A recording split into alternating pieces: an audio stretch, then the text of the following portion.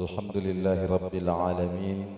Wassalatu wassalamu ala ashrafil anbiya'i wal mursalin, imamil muttaqin, sayyidina Muhammadin nabiyil amin, wa ala man sahibah, wa ala kulli man walahu bi ihsanin ila yaumiddini, amma ba'd. Ma'asyiral muslimin, jamaah subuh rahimakumullah. Mari kita lanjutkan kembali kajian kita.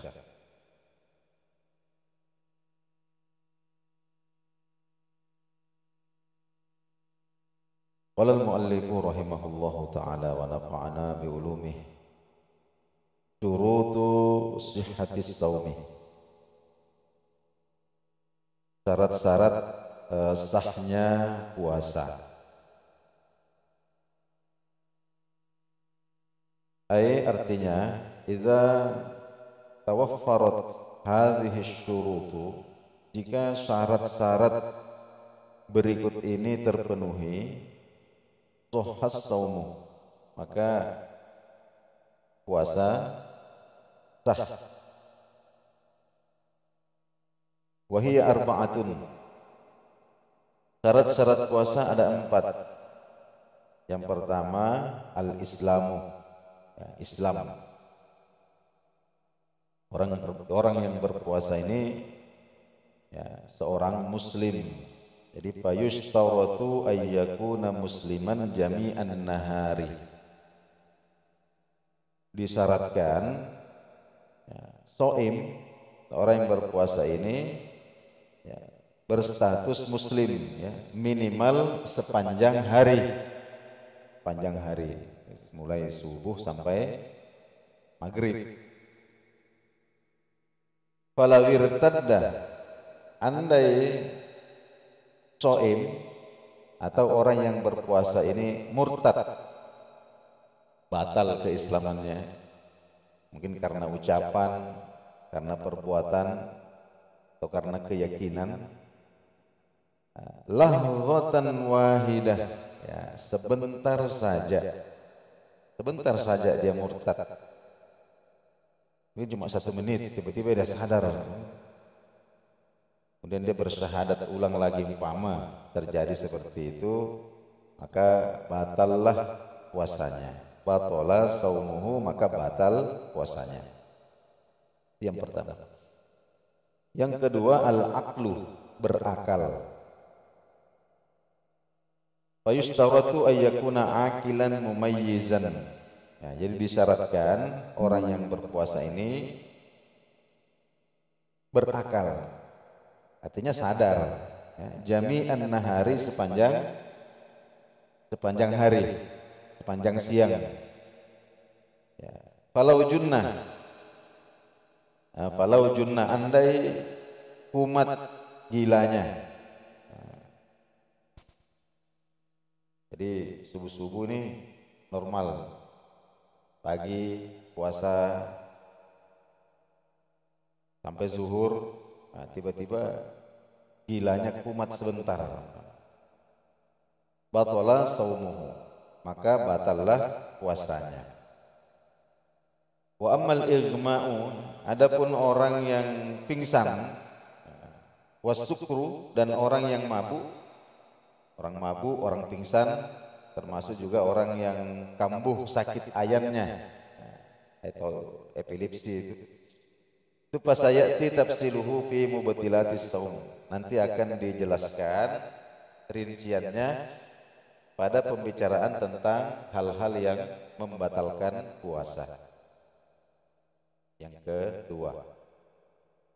Yang ketiga, khusus bagi kaum wanita, an-naqa'u minal haidhi wan nifasi. Bersih, sudah bersih atau sudah suci dari darah haid dan nifas. Fa yushtaratu, maka disyaratkan, antakunal mar'ah, seorang wanita yang berpuasa itu tahiratan jami'an nahari, dalam keadaan suci sepanjang sepanjang siang. Nah, jadi seandainya haudat tiba-tiba haid fi akhir lahzatin minan nahar, meskipun sedikit di waktu siang, barangkali tinggal beberapa menit lagi menjelang buka puasa, tiba-tiba haid, meskipun hanya lahzah, 1 tetes, 2 tetes, batala saumuha, maka batal puasanya. Wa kadzalika law tahurat asna'ahu. Nah, begitu juga seandainya ada seorang wanita yang berpuasa, malam itu dalam keadaan haid sampai subuh, haid, masuk pagi masih haid, tiba-tiba siang bersih, ya, suci. Nah, maka yang seperti ini tidak dihitung, tidak dihitung. Walakin yusannu laha al-imsaku. Nah, namun dalam kasus yang kedua ini, wanita yang mengalami hal seperti ini disunnahkan untuk, ya, ketika dia sudah memastikan bahwa darah haidnya berhenti, maka disunnahkan untuk imsak, ya, disunnahkan untuk menahan diri, ya, sebagaimana orang yang berpuasa, ya, untuk menghormati waktu puasa tersebut. Itu yang ketiga. Yang keempat, syarat sah puasa yang keempat, al ilmu bi kaunil waqti qabilan lis-saumi. Orang yang berpuasa itu harus mengetahui bahwa hari itu dia sah melakukan puasa. Jadi hari yang dia inginkan untuk berpuasa itu adalah hari yang sah untuk melakukan puasa, bukan hari-hari yang dilarang. Ya, jadi kapan dia berpuasa pada hari-hari yang dilarang untuk berpuasa, yang kategorinya haram yang sudah kita jelaskan kemarin itu, maka otomatis puasanya itu tidak sah. Ayya'lama, ya, jadi seseorang harus mengetahui annal yaumal ladzi yuridu ayyasumahu, bahwa hari, ya, yang dia inginkan berpuasa di situ, yasihhu fihi saumu, memang hari yang dibolehkan untuk berpuasa, yakni bukan hari-hari yang dilarang berpuasa di situ.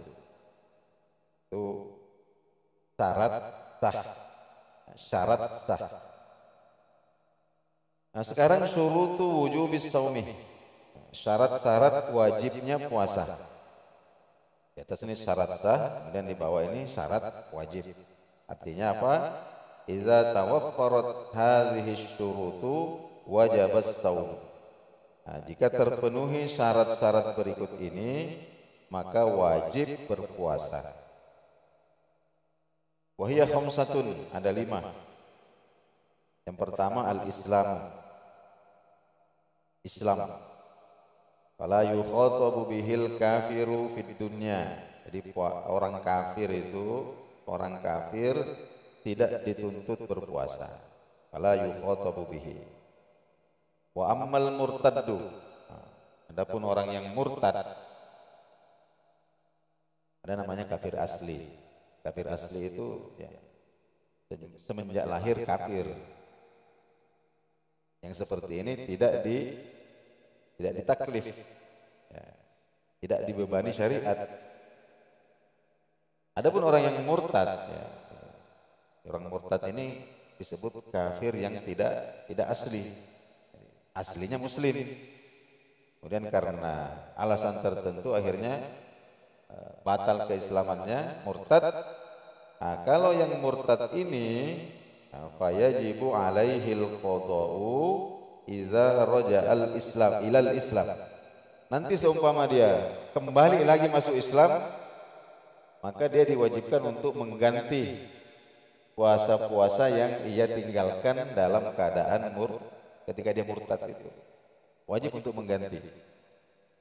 Kenapa? Taghlidhan alaihi, ya, sebagai bentuk hukuman kepadanya.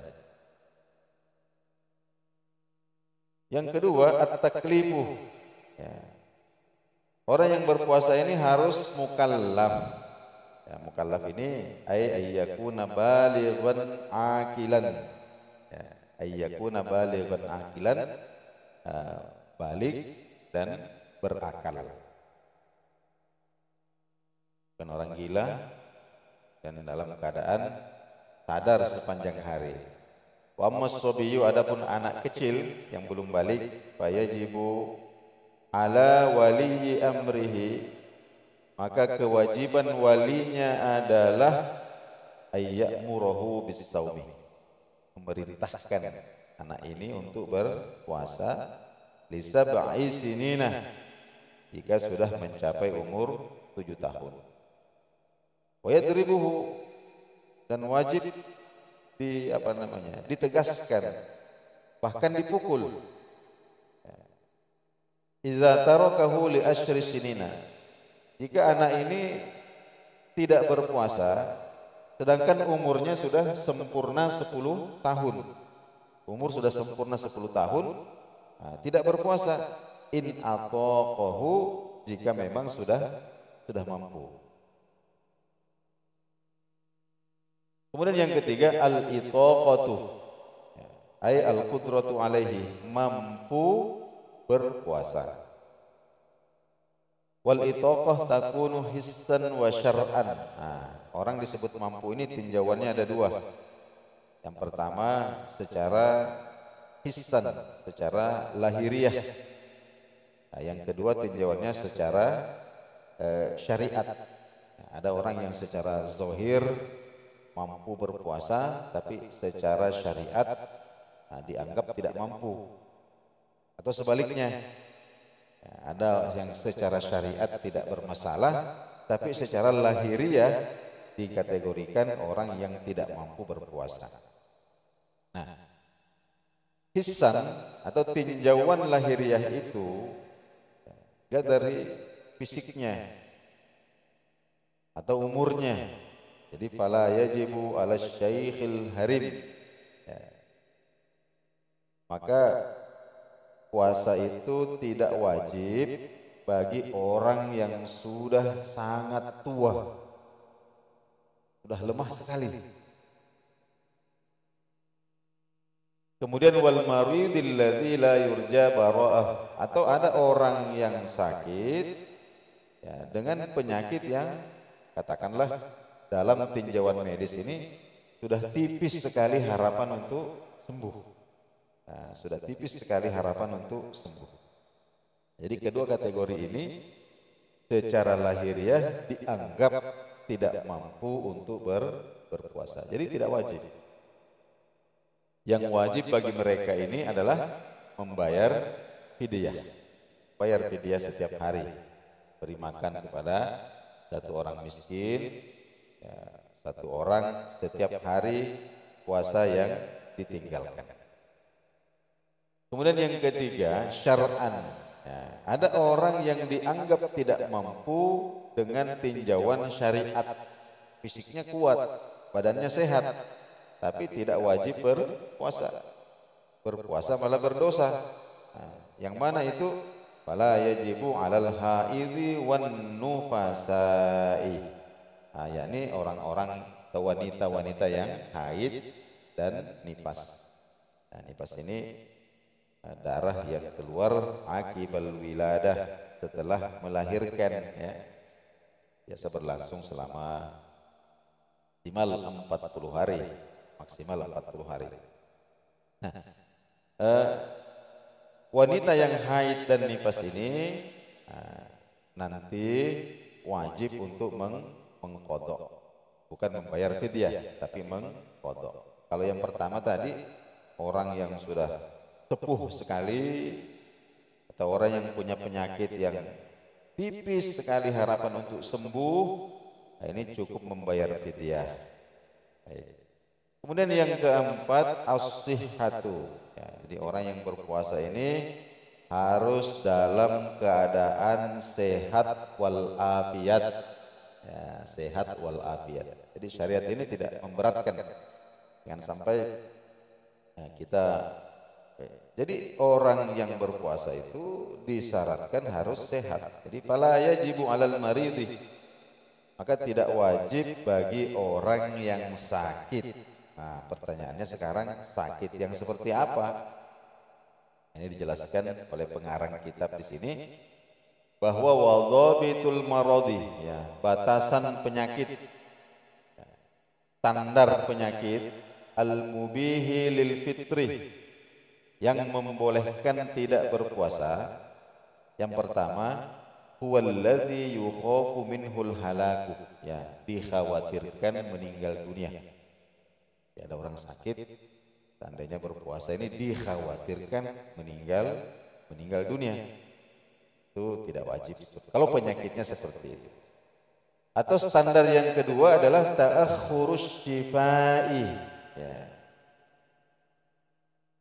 memperlambat. Seandainya dia berpuasa, ya, bisa memperlambat kesembuhan, ya, bisa memperlambat kesembuhan. Jadi juga tidak wajib berpuasa. Standar yang ketiga adalah ziyadatul maradi. Kalau dia berpuasa, sakitnya bisa bertambah parah sakitnya. Jadi itu kategorinya. Jadi bukan semua sakit kemudian membolehkan kita untuk tidak berpuasa. Jadi yang pertama, seandainya berpuasa dikhawatirkan putus nyawanya, atau lambat sembuh penyakitnya, atau semakin bertambah parah penyakit. Nah, penyakit-penyakit yang masuk dalam kategori ini, inilah yang membolehkan orang untuk tidak berpuasa. Nanti wajib diqadha pada waktu-waktu yang lain. Kemudian yang kelima, al-iqamah. Ini syarat yang terakhir, al-iqamatu. Orang wajib berpuasa ketika dalam keadaan menetap, artinya tidak sedang bepergian. La yajibu 'alal musafir, maka puasa tidak wajib bagi musafir, orang yang bepergian. Tapi perjalanan yang seperti apa yang membolehkan orang tidak berpuasa? Ya, yaitu alladzi yusafiru safaran tawilan, orang yang melakukan perjalanan jauh, standarnya itu minimal 82 km, ya, minimal. Jadi kalau kita mau melakukan perjalanan minimal jaraknya itu 82 km ke atas, nah, maka dibolehkan untuk tidak berpuasa. Dengan catatan perjalanan itu adalah perjalanan yang dibolehkan, ya, perjalanan wajib. Ada perjalanan wajib, Pak. Contohnya apa? Perjalanan menunaikan ibadah haji bagi yang mampu. Itu perjalanan wajib namanya. Perjalanan untuk bayar utang, nah itu namanya juga perjalanan wajib. Ya, ada perjalanan yang dibolehkan. Ya, perjalanan yang boleh, pergi berniaga, berdagang, dan lain-lain sebagainya, silaturahim, ini boleh. Ada juga perjalanan yang haram. Nah, contohnya perjalanan pergi merampok sapi atau kerbau, merampok motor jauh keluar kampung sampai 100 kilo, 150 kilo. Kalau perjalanannya haram, maka tidak boleh untuk tidak boleh mendapatkan rukhsah. Nah, tidak boleh berbuka kalau perjalanannya perjalanan yang haram. Nah,